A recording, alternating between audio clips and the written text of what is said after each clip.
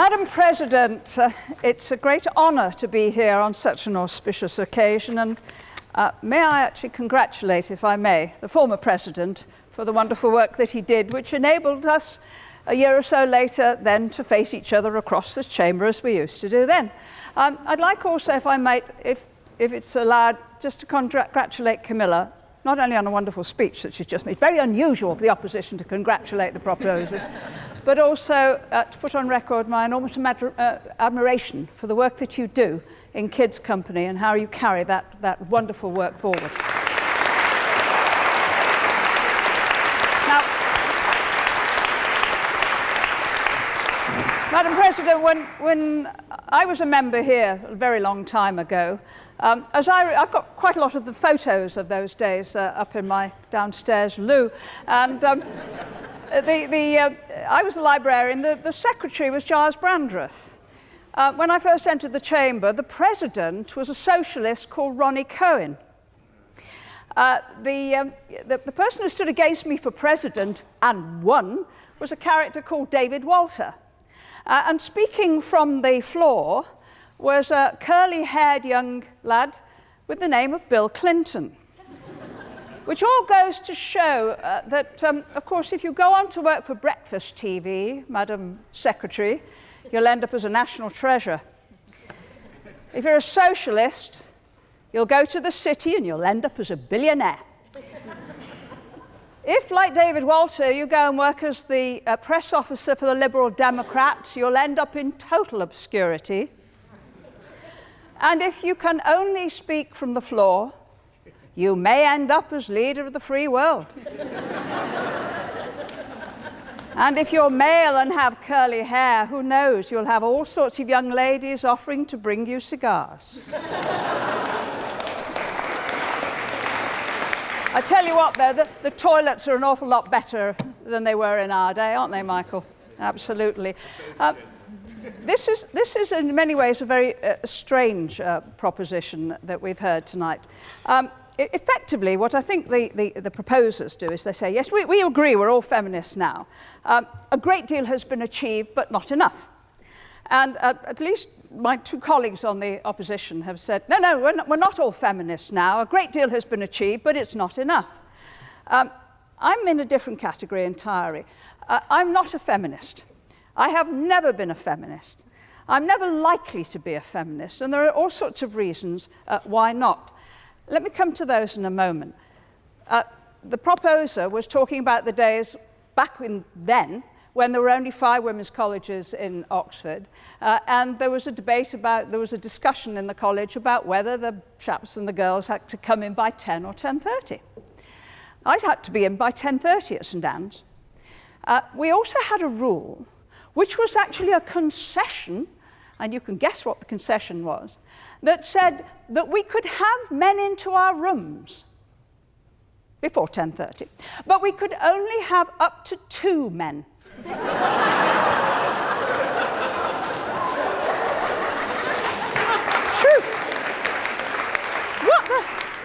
What the heck they thought we were going to get up to with 2 men, we wouldn't get up with 3, goodness only knows. But there was actually an occasion when my parents and my brother were visiting, and my boyfriend wanted to come into the room, and one of them, either my brother or my father, had to actually leave and go and stand outside.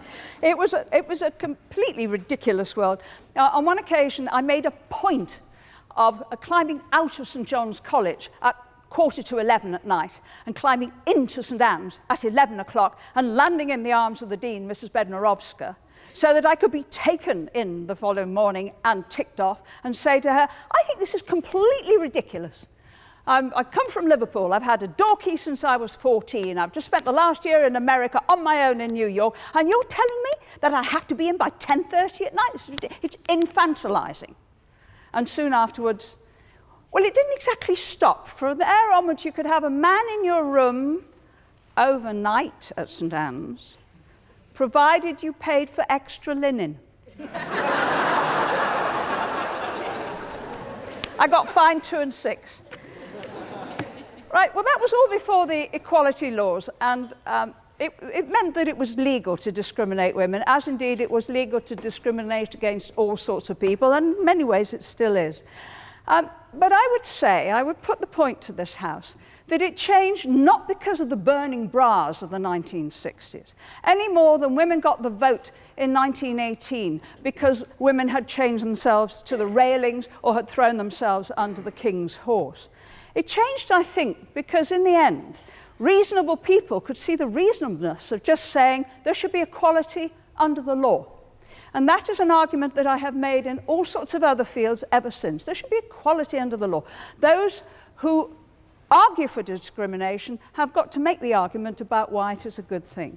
And in that sense, therefore, I stand for equality, but I'm not a feminist, and I do not think that the ways of feminism, the arguments of feminism, are the way forward. I actually object to feminism, Madam President, on two main areas. One is cultural, and one is practical. Now, the cultural side. Well, we've heard a little bit of this tonight.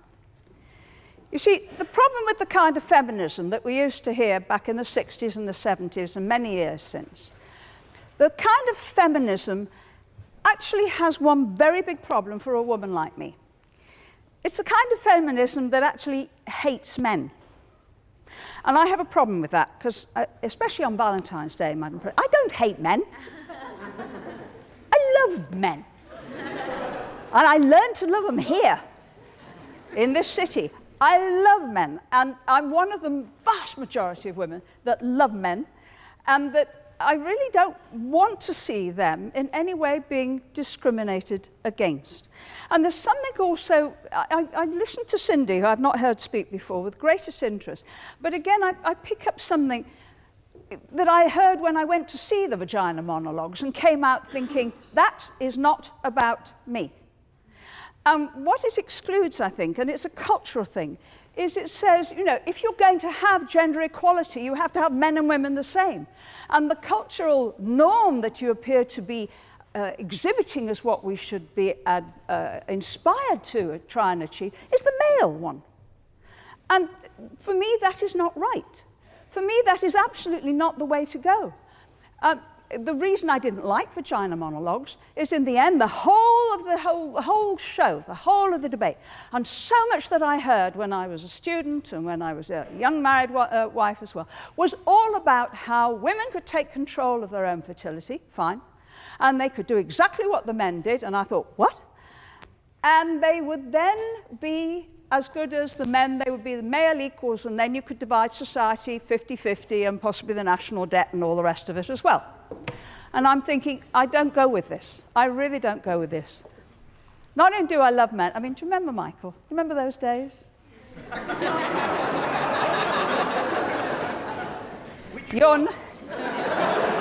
You're not so old that you've forgotten.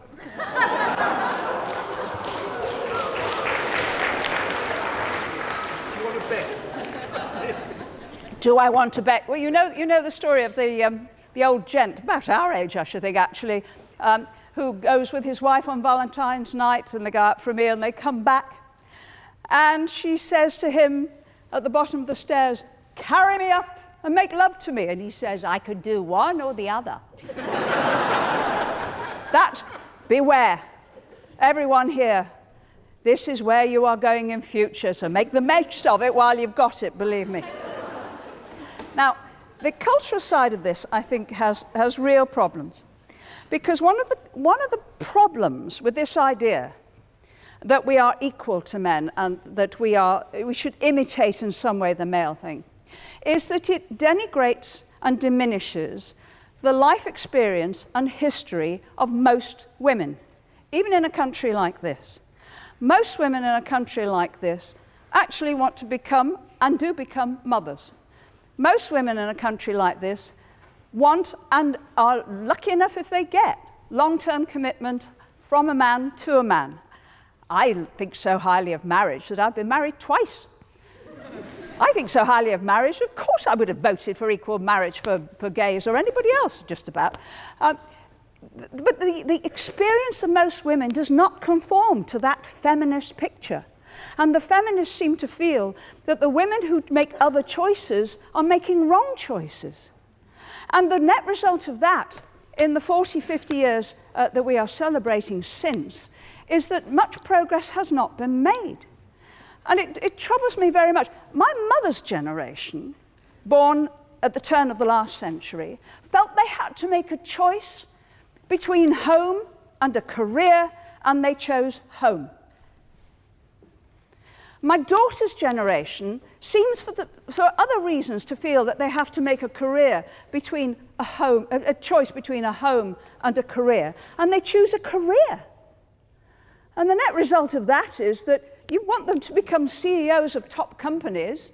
They get to 40 or 45, the next step's IVF, and the next step is they discover how wonderful it is to have your child put into your arms, and how actually that can be one of the most important things that you ever do. If you don't believe me, ask your own mothers. It's one of the most precious things we can do. My generation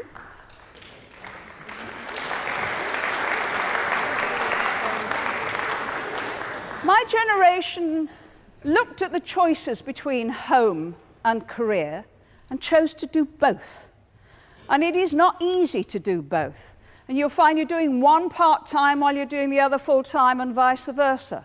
And you'll find that childcare is always going to be a problem.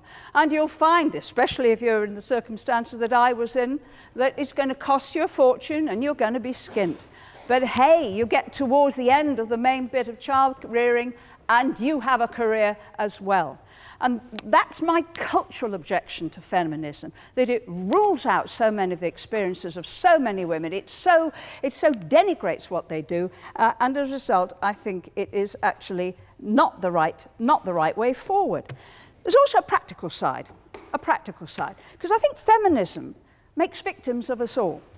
One of the slightly cruder versions of feminism, if you like, says the reason that there are so few women, or there aren't enough women, or whatever figure you want to produce, while there aren't enough women at the top in this or that or the other profession, is the men stop us. I've heard this from you, didn't I? Madam President, I have a point of order. Yes. I would like to suggest that whilst it would greatly disappoint our final two speakers that we should finish this debate now, I believe my side has definitively proved that we're not all feminists now.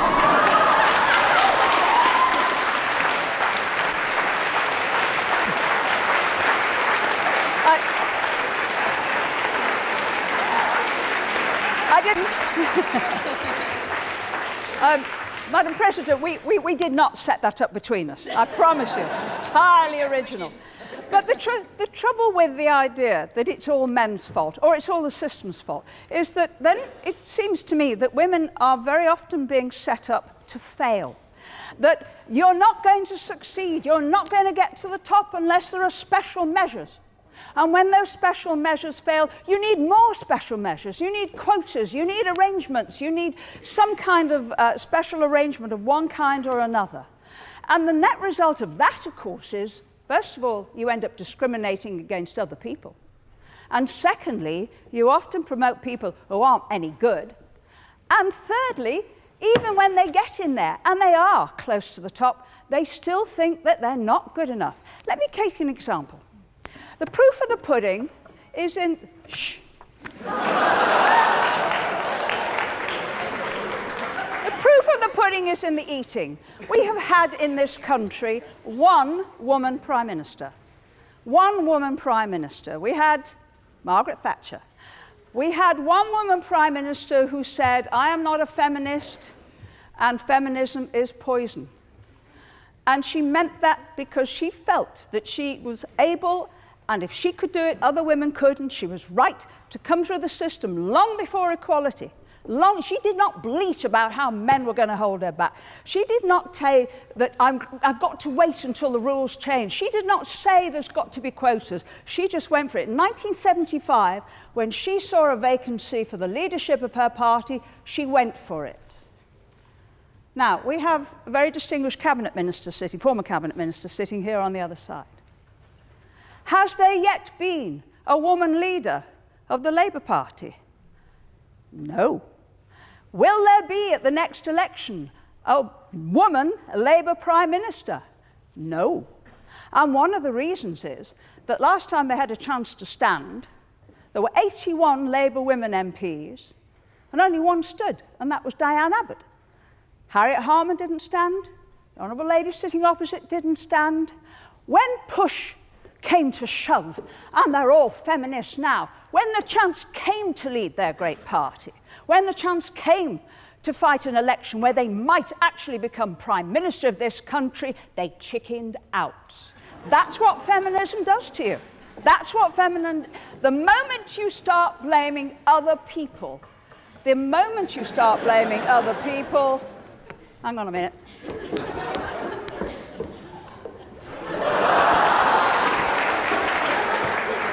I'm nearly done. I'm nearly done. I'm nearly done. This is the message that I want everyone here to take. That the women, shall I say especially, but also the men. This is the message I want you to take. There is absolutely nothing stopping you. Do not let the feminists tell you that it's some man's fault if you don't get on. Do not let anybody tell you that because there aren't lots of women at the top now, that you can't do it, because you can. You can. You have to put yourself in a position where you can. You have to stand for it. You have to. Do not stand for feminism, but when there's an opportunity, you take it. And to take that opportunity with any chance of success, you need to get the best education you can, you're right here. You need to acquire the skills, you're right here. You need absolute determination and single-mindedness, and you need the one word we haven't heard yet tonight. You need courage. And, Madam President, everyone here, I wish you the very best of luck.